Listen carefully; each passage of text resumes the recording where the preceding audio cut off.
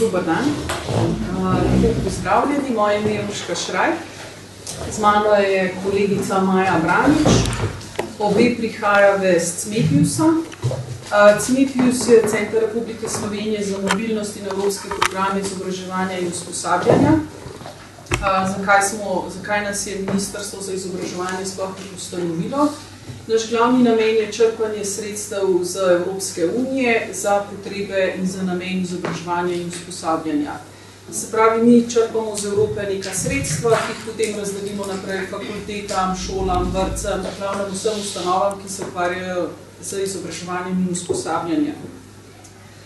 Potem, ko mi ta sredstva razdelimo, tudi konstantno skrbimo za dobro izvedbo teh projektov, ter konstantno merimo tudi učinke. Kakšne vplive imajo te mednarodne mobilnosti na učitelje, na učence, na študente, na profesorje. To je naše glavno osnovno poslanstvo. Danes vas bova tako, to je nekako prvo srečanje s temi različnimi mednarodnimi mobilnostmi. V eni uri bomo obdelali tele teme, kot jih vidite, je pa najmanj v bistvu glavni namen in želja bi bila, da vas to malo zmotivirale, da pač to neko za te mednarodne mobilnosti, za neko drugačno delo, ker ni napredka brez strasti. In to strast bi mi dve rade malo vzbudile pri vas, da boste malo drugačni, tudi ko boste začeli poučevati sami. Evropa namenja res tako znatno velika sredstva za namene izobraževanja in usposabljanja v tujini. Zakaj? Tako jaz bi vam rada to malo širšo sliko tudi mogoče predstavlja. Vsi vemo, da je trenutno Evropa pač v nekem precej slabem stanju, pač ekonomska kriza, tudi socialna. Zato si je Evropa zadala 5 ciljev. In s pomočjo računamo, da če bo teh 5 ciljev izpolnila, da se bo pač nekako ven iz te krize potegnila. Eden izmed 5 ciljev je namenjen tudi pač izobraževanju. Namen je, da bi bil delež mladih, ki se odločijo za zgodnjo opustitev šolanja, manj kot 10% in da bi vsaj 40% mladih uspešno zaključili terciarno izobraževanje. Zakaj te 2 cilja? Nekako so raziskave pokazale, da osebe, ki predčasno opustijo šolanje, so kasneje veliki potencial, da bo to brezposelni. Zato in pač brez dobro izobraženih, kakovostnega kadra ni napredka. Med terciarno izobraževanje, mislim pač osebe z visoko izobrazbo so glavna dodana vrednost. Zato je Evropa potem neke mehanizme naredila in en izmed teh mehanizmov je Erasmus+. Erasmus+ bo trajal 7 let, se pravi od leta 2014 do konca 2020. Evropa je za ta čas namenila 14,7 milijarde evrov. S temi sredstvi želi omogočiti 5 milijonom osebam neko mobilnost. To so lahko učitelji, profesori, študentje, učenci, karkoli. Recimo v prejšnji perspektivi, mogoče ne vem, če kaj poznate, je bil program vseživljenjsko učenje, verjetno poznate Erasmus kot mobilnost za študente, a ne? Takrat je Evropa namenila 7 milijard evrov. Se pravi, res vidi v vas, v ne vem, ljudeh bodočih izobraževalcih in izobraževalcih neko veliko perspektivo in dodano vrednost, zato je to eno izmed področje, ki v tej perspektivi bodočih 7 let namenilo enkrat več sredstev, kot je bilo to v preteklosti. Kaj pravzaprav zdaj je ta program Erasmus+? Odkriva področje izobraževanja, usposabljanja mladine in športa. Gre za mednarodne aktivnosti, izključno mednarodne aktivnosti. V njih lahko sodelujejo vse države Evropske unije, plus Norveška, Turčija, Makedonija, Islandija. Se pa to vedno bolj širja. Evropa ima vedno večjo željo tudi vse obmejne države povabiti v svoje sodelovanje, tako da praktično se vsako leto še kakšna država priključi. Neki glavni elementi programa Erasmus+, pač poudarek je na večjezičnosti, priznavanje formalnega, neformalnega in priložnostnega učenja, spoznavanje tujih šolskih sistemov in praks in kot rečeno, bistvena je ta pač neka mednarodna razsežnost. Izvem pa ostala, ker sem najboljša. Lep pozdrav tudi v mojem imenu. Zdaj bi konkretno pogledali, kaj na tej točki, kakšne možnosti imate v tem trenutku kot študenti. Torej, kot prvo v sklopu programa Erasmus+, torej v sklopu tega, kar je Urška zdaj opisala, povedala, obrazložila. Naj vas ti izrazi ne motijo, vidite tukaj K1 pa K2. Na CMEP-u govorimo o ključnih ukrepih 1, ključnih ukrepih 1 in ključnih ukrepih 2, torej K1 pokriva učno mobilnost posameznikov, K2 pa partnerstva. Torej za vas v tem trenutku je pomenilo samo to, da veste, da gre za učno mobilnost posameznikov in partnerstva. Ampak vseeno smo želeli dati stvar na prosojnice, da boste spoznali izraze in mogoče, če ga boste kje videli, da veste, da se govori o tem. Torej v sklopu učne mobilnosti posameznikov imate v tem trenutku možnost mobilnosti za namen študija, to mislim, da vsi dobro poznate, in mobilnost za namen prakse. Študij, seveda na partnerske visokošolske institucije v tujini, praksa pa v podjetja, šole, pozor šole, in druge relevantne institucije v tujini. Torej, tisti, ki pozna Comenius asistente, poznate to, ste že slišali o tem nikoli. Torej, Comenius asistenti so zdaj zapakirani, akcija kot taka, delovala je v sklopu programa Vseživljenjsko učenje, ne obstaja več, ampak je ista zadeva možno v sklopu teh praks. Torej, da greste na šolo v tujino poučevati. Za neko daljše obdobje bomo videli kasneje, zdaj tako je nekaj sekundah, podrobnosti glede teh praks pa študija v tujini. Potem pa imamo tudi partnerstva, Moška kasneje je povedala bolj podrobno. Kot študenti imate možnosti tudi nekako participacije pri tem, oziroma iniciacije partnerstva.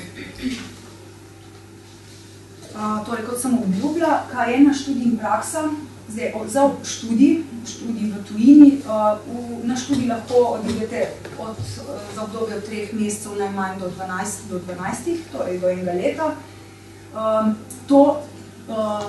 Ta študij lahko tudi kombinirate s prakso, torej konkretno lahko odidete 5 mesecev v tujino, v Nemčijo recimo konkretno za študij, potem pa se odločite, da nadaljujete v istem mestu, pač v isti državi, tudi 3 mesece, nadaljujete s 3 meseci prakse.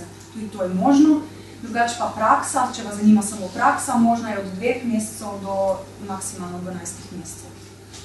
To so te možnosti.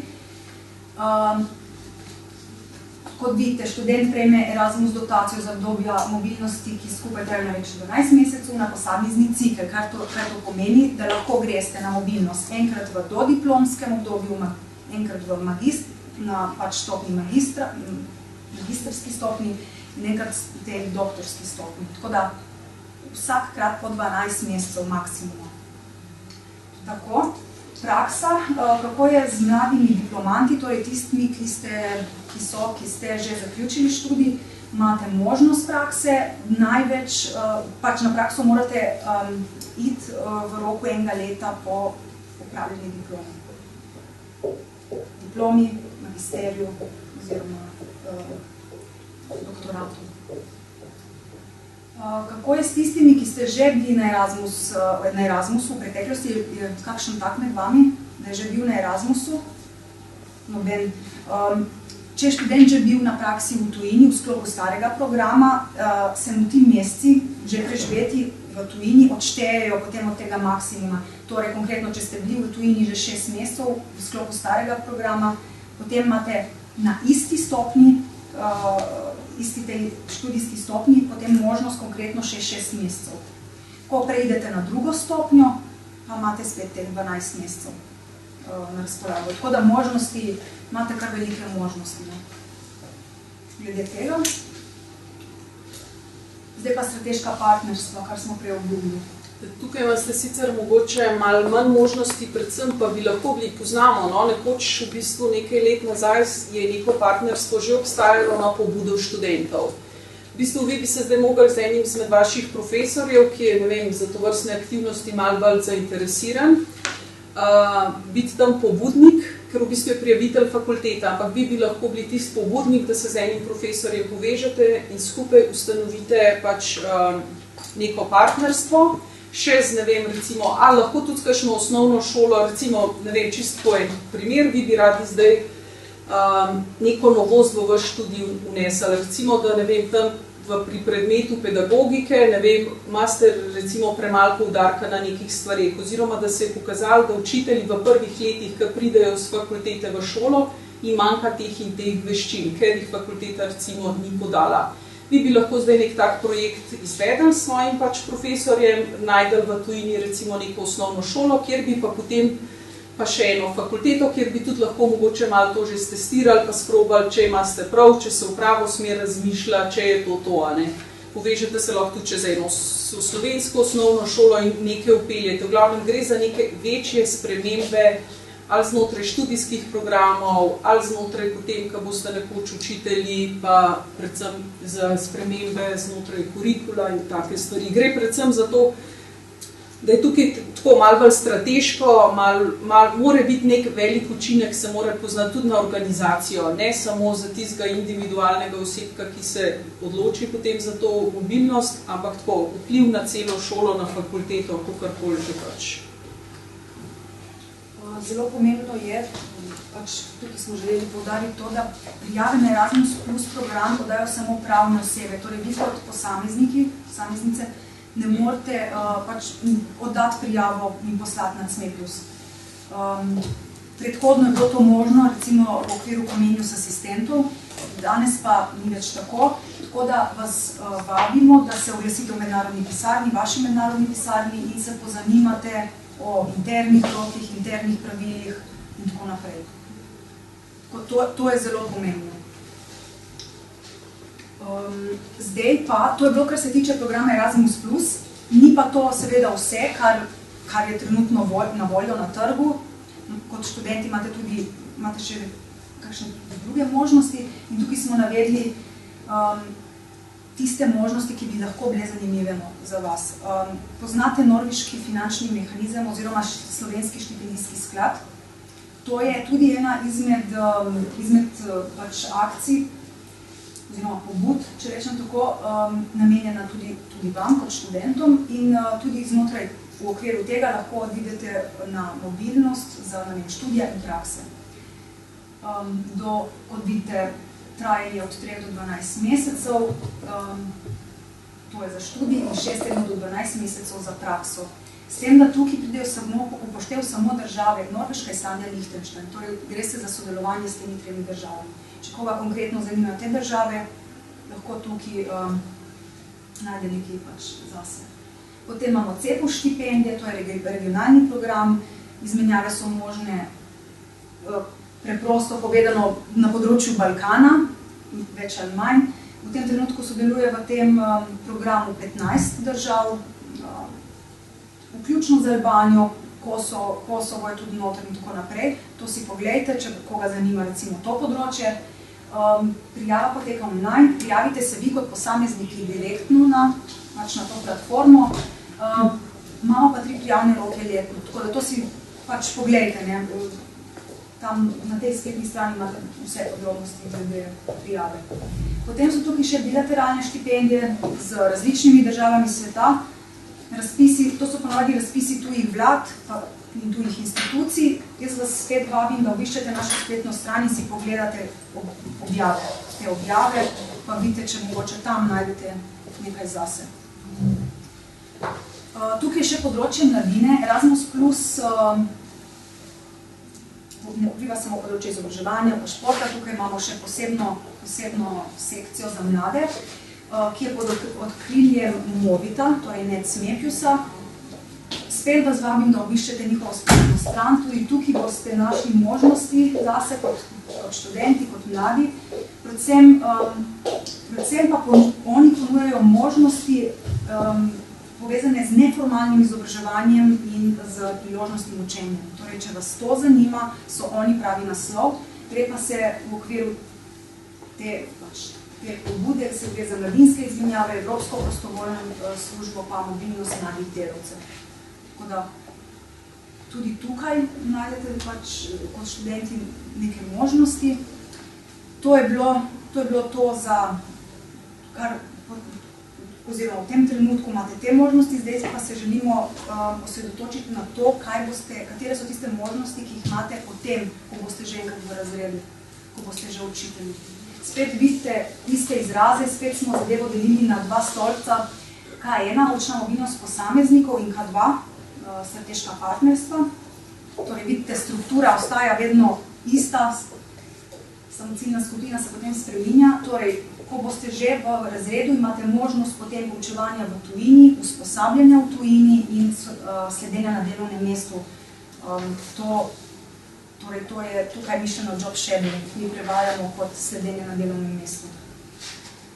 V sklopu poučevanja v tujini, kaj konkretno to je, vi se pač povežete s šolo v tujini in se dogovorite, da boste na tej šoli dejansko opravljali vaš poklic, poučevali v razredu. Usposabljanje v tujini, tukaj se gre za tečaje, trajajo različno, nekako 2 tedna, 5 dni, 3 tedne maksimum. To so tečaji, ki se tržijo, pač za njih je potrebno, za udeležbo je potrebno plačati kotizacijo. Sredstva pridobite seveda iz naših razpisov. In tema je različna, ne vem, vas zanima klir, se prijavite na en tak tečaj. To je tudi ena odlična priložnost, prav danes jutri smo se o tem pogovarjali. Glede na to, da je vedno manj sredstev za strokovna usposabljanja za učitelje, je to sigurno v prihodnosti ena izmed priložnosti, možnosti, ki jih ne smete zamuditi za vaš strokovni razvoj in spopolnjevanje. Sedenje na delovnem mestu, tukaj gre za to, da se povežete s šolo v tujini in se z točno določenim učiteljem zmenite za nek obisk na šoli in potem mu sledite v razredu in vidite, kako ona poučuje v razredu, katere metode uporablja in tako naprej. Tudi za vse to pridobite sredstva. Ampak ponavljam to, ko boste enkrat v razredu. Prej pač ne morete. Vidite, da trajanje mobilnosti je od 2 do 6, pač ne vem, 2 mesecev in upravičenje do sodelovanja so vrtce, osnovne, srednje šole, dijaški domovi, zavodi in tako naprej. Spet pomembno prijavijo dajo samo pravne osebe, torej prijavi vaš šola, ne vi kot učitelji, kot posamezniki, ampak šola odda prijavo. Torej, to je, kar se tiče učne mobilnosti posameznikov, potem pa imate spet možnosti v sklopu strateških partnerstv. Vse tako je, da v glavnem, zdaj podatek imamo predvsem mogoče zdaj za osnovne šole, nekako 70% osnovnih šol je že sodelovali kakorkoli v naših programih, tako da načeloma imamo kar dobro razširjeno, kar dobro slovenske šole sodelujejo. Med recimo srednjimi poklicnimi šolami je ta odstotek še mnogo višji, tako da malo je teh, kjer je res ne bi bilo nobenega sodelovanja ali pa zanimanja za te mednarodne aktivnosti. Kot rečeno, sem vam prej povedala, kakšno imate zdaj trenutno opcijo kot študentje sodelovanja v K2 strateških partnerstvih, kot nek iniciator, pobudnik. Ko pa boste vi učitelji, pa v bistvu ste lahko sami tisti, ki boste pač dali neko pobudo za neko sodelovanje s šolami v tujini. Takrat je omogočeno tudi vašim učencem, da se skupaj z vami udeležijo teh mobilnosti. Zgodbe in poročila, ki jih dobimo nazaj, so kdaj, ne vem, res tako srce parajoča, ker je tako veliko tega, da pač starši sami ne morejo omogočati nekih odhodov v tujino za en teden. Ne morejo, mislim, preko teh programov imajo otroci tudi možnost, ne vem, če so na poklicnih šolah opravljati prakso v tujini 14 dni, se jim pozna, predvsem se jim pozna tudi na motivaciji za učenje, potem učencem. Se pravi, to je to strateško partnerstvo, kjer mora biti vsaj 3 šole iz 3 različnih držav in potem to neko partnerstvo se ustanovi na neko dotično temo z nekimi dotičnimi rezultati. Obstaja pa tudi malo lažja pot za začetek in to je eTwinning, to je v bistvu spletni portal. Na tem spletnem portalu je preko 200.000 učiteljev z cele Evrope, baza je res velika, preverjena, tako radi rečemo, da je to nek Facebook za učitelje. Mi vsakega, ki se prijavi, tudi preverimo, če je to res učitelj in pač institucije, za katero pač trdi, da prihaja. Poleg tega velikega nabora učiteljev je tam tudi možnost online sodelovanja.